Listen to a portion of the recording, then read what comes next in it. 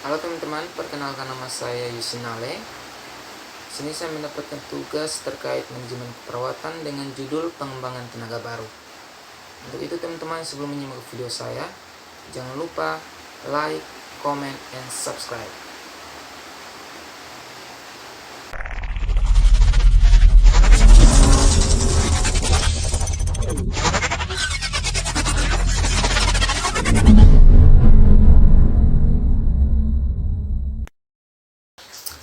Oke, langsung saja teman-teman. Pertama kita masuk pada pengertian atau definisi pengembangan. Pengertian pengembangan adalah suatu usaha untuk meningkatkan kemampuan teknis, teoritis, konseptual, dan moral karyawan sesuai dengan kebutuhan pekerjaan atau jabatan melalui pendidikan dan latihan. Yang kedua kita masuk pada tujuan.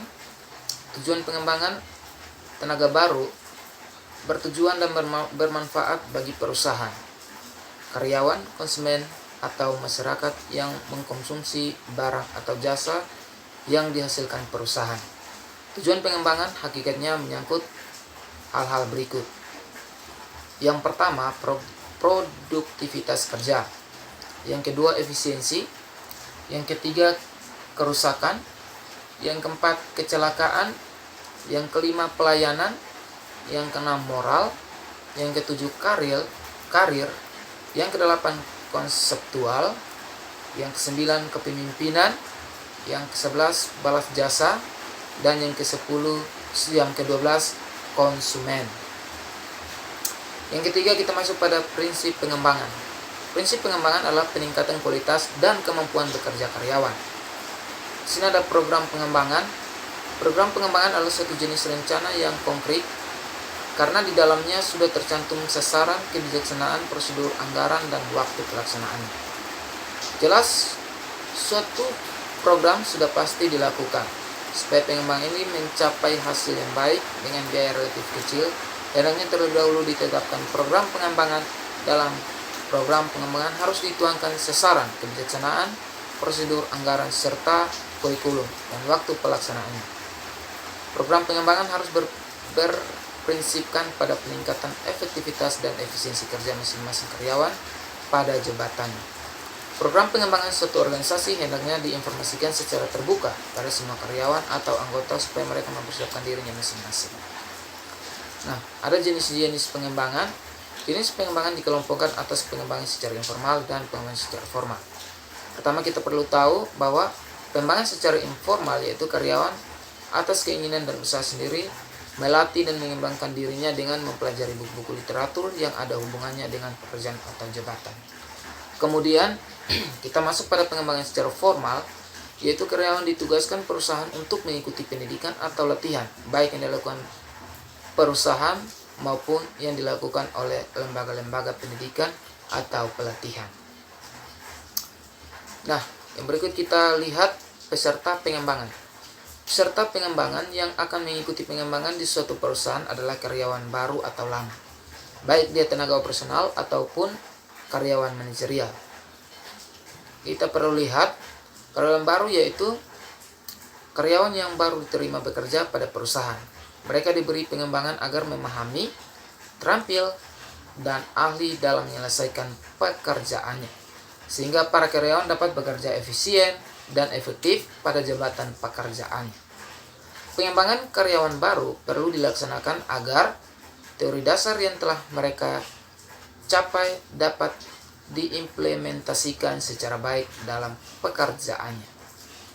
Pengembangan karyawan lama dilaksanakan karena tuntutan pekerjaan, jabatan, perluasan, perusahaan, pergantian mesin lama dengan mesin baru atau pembaruan metode kerja, serta persiapan untuk promosi.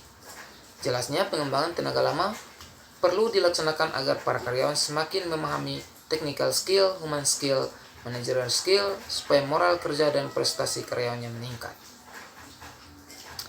Nah, dari hasil berikut perlu adanya pelatih atau instruktur. Yang pertama kita lihat pelatih. Pelatih atau instruktur yaitu seorang atau tim yang memberikan latihan atau pendidikan kepada para karyawan.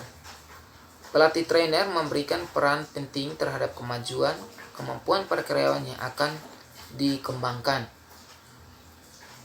Pelatih yang akan melaksanakan pengembangan atau development training education adalah pelatih internal, eksternal, serta gabungan internal dan eksternal.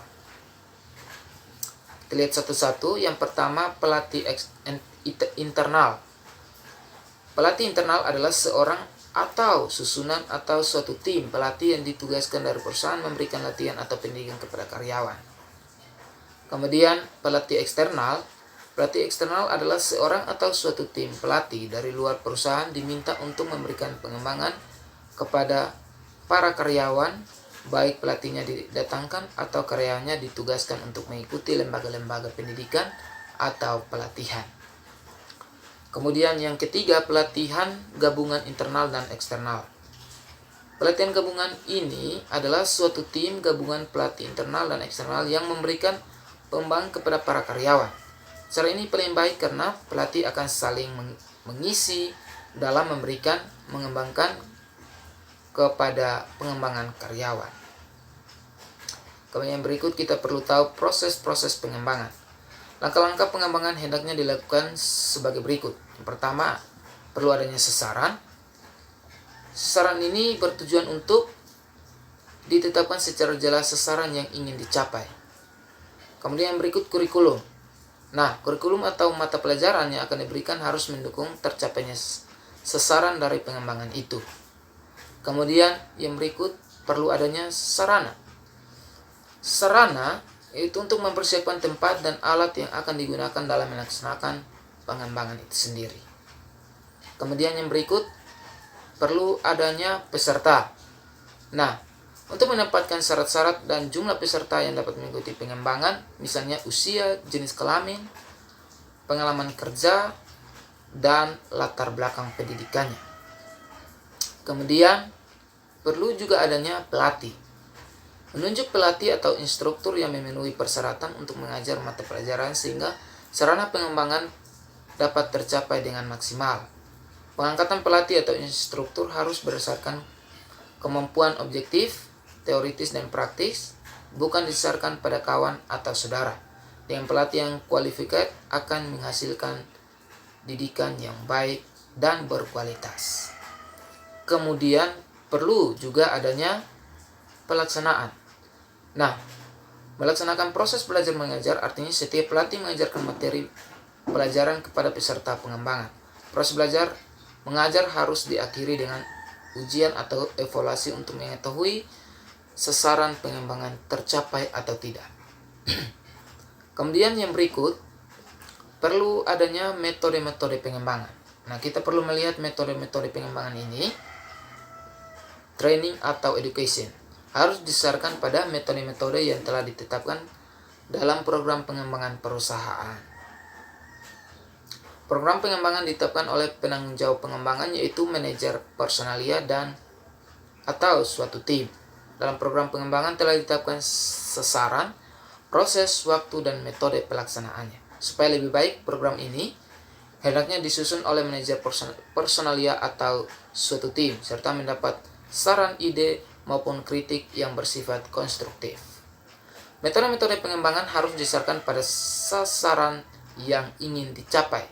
Yang pertama, sasaran pengembangan karyawan. Ada dua, yaitu untuk meningkatkan kemampuan dan keterampilan teknis mengerjakan pekerjaan atau technical skill. Yang kedua, meningkatkan keahlian dan kecakapan memimpin serta mengambil keputusan atau managerial skill dan conceptual skill. Nah, di dalam sarana pengembangan karyawan ini ada juga metode pengembangan yang terdiri dari dua, yaitu metode pelatihan atau training. Kemudian yang kedua, metode pendidikan atau education. Oke, terima kasih teman-teman. Ini saja beberapa hal yang perlu teman-teman ketahui. Sekian dari saya video ini. Jangan lupa like and subscribe.